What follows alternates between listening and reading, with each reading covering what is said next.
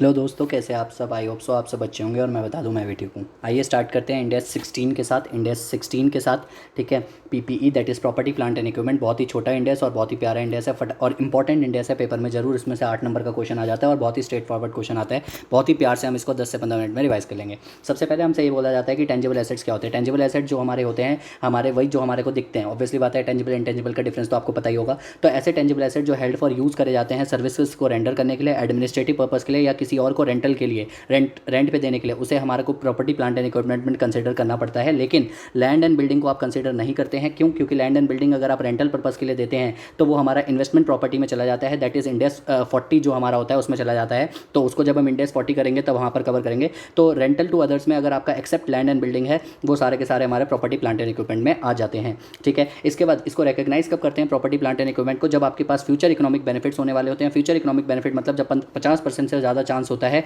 कि आपको economic benefits होंगे फ्यूचर में, या और उसके साथ साथ कॉस्ट जो हो सकती है वो आपकी रिलायबली मेजर होती है। तो जब ये दोनों कंडीशन पूरी होती है तब उसके बाद आप पीपीई को रिकॉग्नाइज करते हैं अपनी बैलेंस शीट में। उसके बाद एनेबलर एसेट और सेफ्टी एसेट्स, दो ऐसे एसेट्स होते हैं जिसको आप कैपिटलाइज करते हैं as a property plant and equipment में। एनेबलर एसेट का मतलब क्या होता है? एनेबलर एसेट का मतलब होता है, फॉर एग्जाम्पल अगर कोई मैं बिल्डिंग बना रहा हूँ और उसकी वजह से मुझे कोई रोड बनानी पड़ी, क्योंकि अगर उस रोड को नहीं बनाता तो मैं बिल्डिंग को यूटिलाइज ना कर पाता, तो मैं क्या करूँगा, जितनी भी कॉस्ट मुझे उस रोड को बनाने के लिए लगी है, उस रोड को कंस्ट्रक्ट करने की लगी है, उसे मैं बिल्डिंग की कॉस्ट के साथ ऐड कर दूंगा और दोनों को एक साथ कैपिटलाइज करके उसके बाद दोनों पे डेप्रिसिएशन क्लेम करूंगा। तो इसको एनेबलर एसेट बोला जाता है।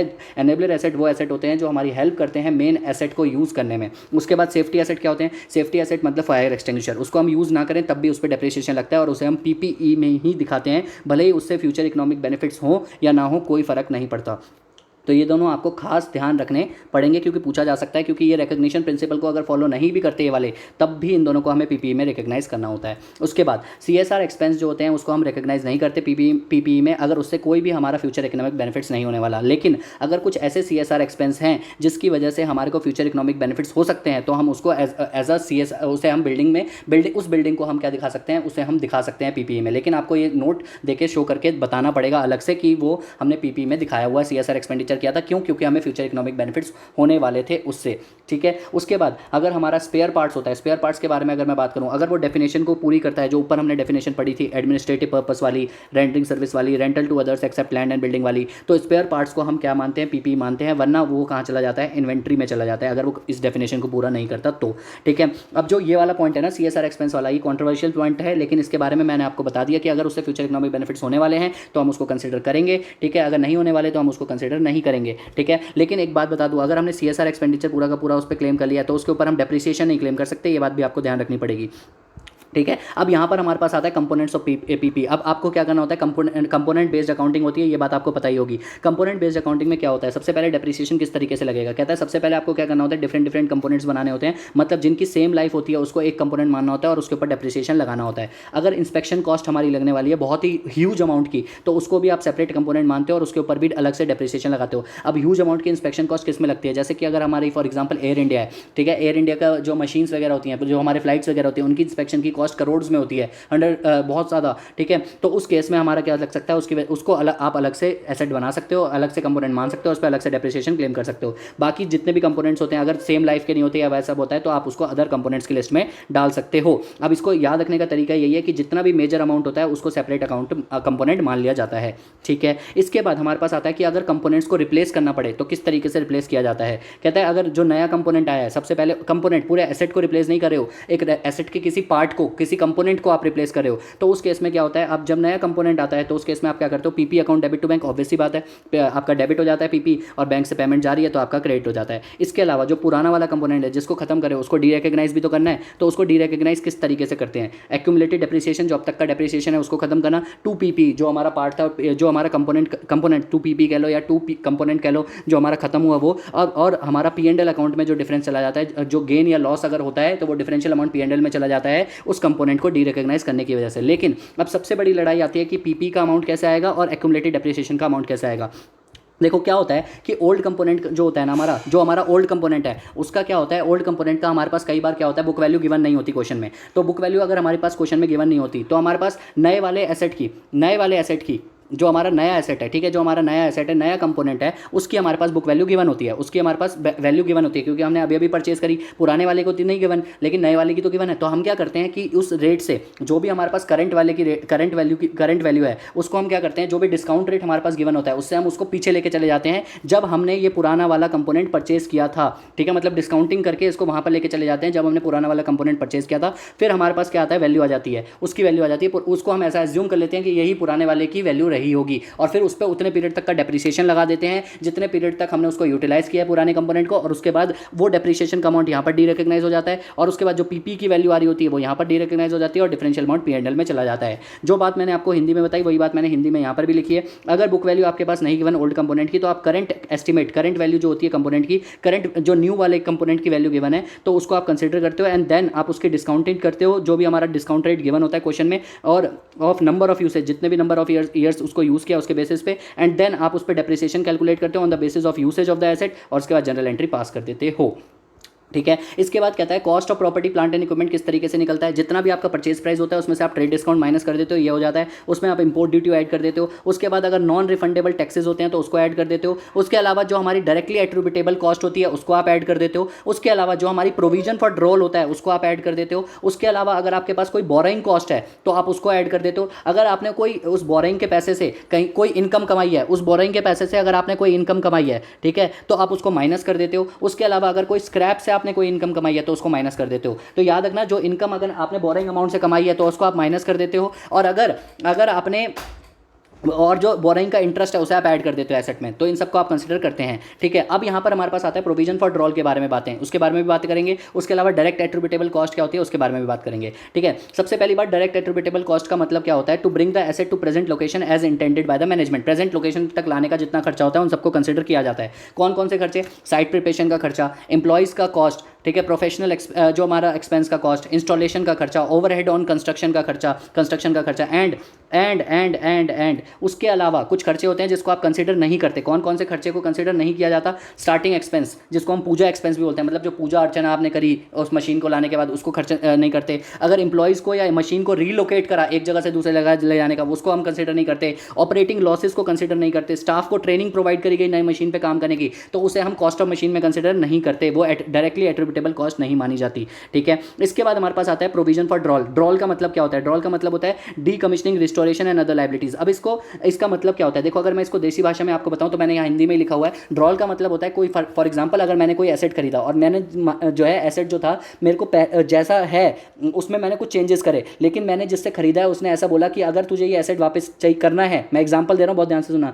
तो जैसा था वैसा ही करके देना पड़ेगा। तो मैं क्या करता हूँ, एस्टिमेट करता हूँ कि जब 10 साल बाद अगर मैं इस एसेट को जैसा है वैसा ही करूँगा तो क्या खर्चा आएगा। तो मैंने एस्टिमेशन किस बेसिस पे करना है, उसकी आज की कॉस्ट, फॉर एग्जांपल आज अगर मैं उस एसेट को वैसा बनाता हूँ तो 100 रुपये का खर्चा होगा, ठीक है। तो मैं सोचता हूँ कि 10 साल बाद अगर मैं इसको करना चाहता हूँ चेंजेस, तो मेरे को इन्फ्लेशन रेट ऐड करना पड़ेगा। तो मैं क्या करूँगा, इन्फ्लेशन से ऐड करके इसको 110 रुपये का बन जाएगा। फॉर एग्जांपल ये 110 रुपये का बन गया। अब मैं क्या करूँगा, इस 110 रुपये के डिस्काउंटिंग करूँगा, डिस्काउंट रेट यूज़ करके, और आज की डेट में इसका जितना भी खर्चा होगा, आज की डेट में जो प्रेजेंट वैल्यू आ रही होगी डिस्काउंटिंग रेट लगाने के बाद, उसको हम यहाँ पर कंसिडर कर लेंगे। फॉर एग्जाम्पल ये 90 रुपीज़ आया तो 90 रुपीज़ हम क्या करेंगे, 90 रुपीज़ का प्रोविजन बना लेंगे। अब इस 90 रुपीज़ पे हम क्या करेंगे, जितना भी हमारा रेट था डिस्काउंटिंग उसका इंटरेस्ट ऐड करते जाएंगे और अल्टीमेटली ये 10 साल बाद 110 रुपये हो जाएगा, ठीक है। तो जब हमने किसी का सामान में चेंजेस किए हो और उसको देने से पहले उसे ठीक करके देना हो, और उसको ठीक करने में जो खर्चा होगा आने वाले टाइम में, उसका प्रोविजन आज की डेट में प्रेजेंट वैल्यू बना लेना, उसी को कहा जाता है ड्रॉल, प्रोविजन फॉर ड्रॉल। आप क्या करते हो, कैलकुलेट करते हो करंट एस्टिमेट ऑफ द ड्रॉल, उसके बाद आप कैलकुलेट करते हो फ्यूचर एस्टिमेट की कितना। पहली बात तो आप करंट एस्टिमेट निकाल लेते हो ड्रॉल का, उसके बाद आप फ्यूचर एस्टिमेट निकालते हो कि इन्फ्लेशन रेट लगा के कि आने वाले टाइम में कितना खर्चा हो सकता है। फिर जब आप फ्यूचर एस्टिमेट निकाल लेते हो, फिर डिस्काउंटिंग रेट से उसकी आज की डेट में प्रेजेंट वैल्यू निकाल लेते हो, और उसके बाद उस पर इंटरेस्ट ऐड करते जाते हो, फाइनेंस कॉस्ट ऐड करते जाते हो, और अल्टीमेटली वो 110 रुपये का, जैसे हमारा एग्जांपल था, वहां तक पहुंच जाएगा, ठीक है। इसके बाद हमारे पास आता है अगर ड्रॉल में कोई चेंजेस आ जाते हैं, रेट के चेंज होने की वजह से या अमाउंट के चेंज होने की वजह से, तो क्या होता है, आपको क्या करना होता है, provision for drawal till that date आपको कैलकुलेट करना होता है, जैसे आपको करना होता है। उसके बाद आपका जो चेंज इन रेट होता है या चेंज इन वैल्यू होता है उसको आपको कंसिडर करना होता है। अब आप उसको कंसिडर कैसे करोगे, दो मेथड होते हैं जो हम यूज़ करते हैं पीपी में, या तो कॉस्ट मॉडल या फिर आप रिवैल्यूएशन मॉडल। तो जब भी ड्रॉल में चेंज आएगा, प्रोविजन फॉर ड्रॉल में चेंज आएगा, तो उसमें दो रीजंस हो सकते हैं। अगर हम कॉस्ट मॉडल यूज़ करें तो हम क्या करेंगे, अगर हम कॉस्ट मॉडल यूज़ कर रहे हैं तो या तो प्रोविजन फॉर ड्रॉल बढ़ेगा या प्रोविजन फॉर ड्रॉल जो है कम होगा, ठीक है।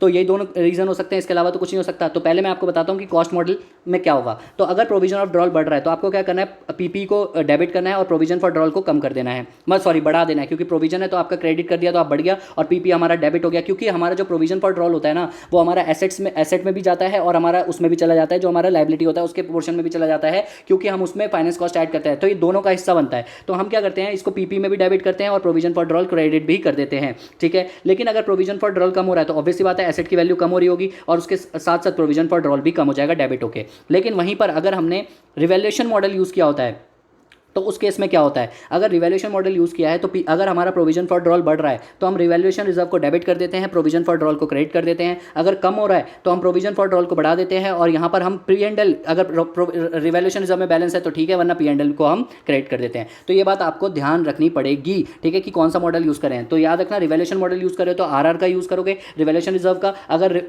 कॉस्ट मॉडल यूज़ कर रहे हो तो फिर आप पीपी का यूज़ करोगे, ठीक है। ये बात ध्यान रखनी पड़ेगी, उसके हिसाब से आपका डेप्रिसिएशन जो है प्रोस्पेक्टिवली चेंज हो जाएगा। इसके बाद हमारे पास आता है कि प्रॉपर्टी प्लांट एंड इक्विपमेंट को आपको किस तरीके से रिकॉग्नाइज करना है। तो भाई सबसे पहले अगर आपका नॉन मॉनेटरी कंसिडरेशन है, तो आपको किस तरीके से करना है। अगर आपका नॉन मॉनेटरी कंसिडरेशन में मिला है तो ठीक है, तो सबसे पहली बात आपको ये देखनी है कि अगर नॉन मॉनेटरी कंसिडरेशन में मिला है तो क्या कमर्शियल सब्सटेंस है और एंड है और उसका फेयर वैल्यू ऑफ एसेट्स हमें पता है, जो भी एसेट्स हमें मिले हैं उसका फेयर वैल्यू पता है। अगर ये दोनों कंडीशन पूरी है तो आपको क्या करना है, PP account debit fair value लेना है। कैश, अगर कैश मिल रहा है तो कैश को भी डेबिट कर देना, अगर कैश जा रहा है तो टू कैश कर देना, और जो एसेट आपको एसेट के बदले में, जिस एसेट के बदले में आपको दूसरा एसेट मिल रहा है तो आपको उसको बुक वैल्यू पे भेजना है। मतलब जब आपको जो आप सेल कर रहे हो, जो आप दे रहे हो उसको आपको बुक वैल्यू पे कंसिडर करना है, जो आपको मिल रहा है उसको आपको फेयर वैल्यू पे कंसिडर करना है। लेकिन अगर इन दोनों में से कोई भी कंडीशन पूरी नहीं है, मतलब एक भी पूरी नहीं है या दोनों ही पूरी नहीं है, तो आपको क्या करना है, एसेट को बुक वैल्यू पर ही रिकॉग्नाइज करना है। जो जा रहा है वो भी बुक वैल्यू पे और जो आ रहा है वो भी बुक वैल्यू पे, ठीक है।